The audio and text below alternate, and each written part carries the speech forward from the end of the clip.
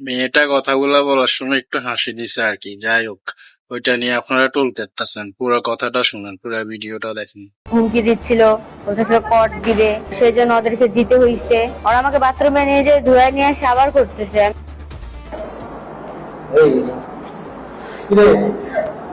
এটা আমার ফ্রেন্ড হয়, তামিমের সাথে গেছিলাম। ও আমাকে এমনি ঘোরার নাম করে নিয়ে গেছে, যে বলছিল যে ঘুরতে যাব চল, তো আমিও গেছি।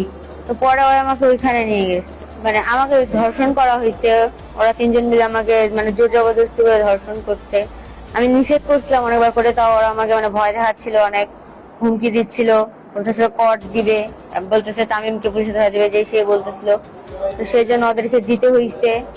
আবার ফের মানে আমি যে অসুস্থ হয়ে পড়ছি, ওরা ওটা দেখেই না, ওরা আমাকে জোর করে মানে করতেছে। আমি যে কতবার করে নিষেধ করলাম, ওরা আমাকে বাথরুমে নিয়ে যে ধুয়ে নিয়ে আসে আবার করতেছে। আমি মানে এটা হচ্ছে আমার উপরে মনে করেন যে 12টা থেকে 3টা পর্যন্ত চলছেই।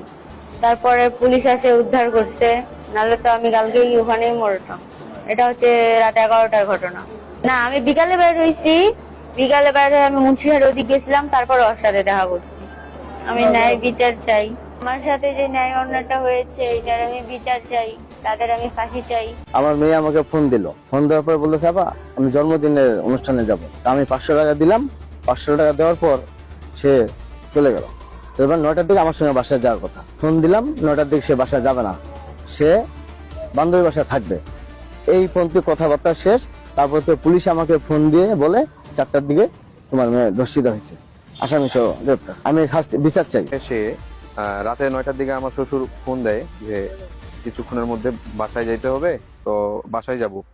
তার সাথে কন্ট্রাক্ট হয়েছিল মোবাইলে যোগাযোগ, টিকটকের মাধ্যমে যোগাযোগ, 7 দিনের পরিচয়। এই ফ্রেন্ড হিসাবে ঘুরতে গেছিল।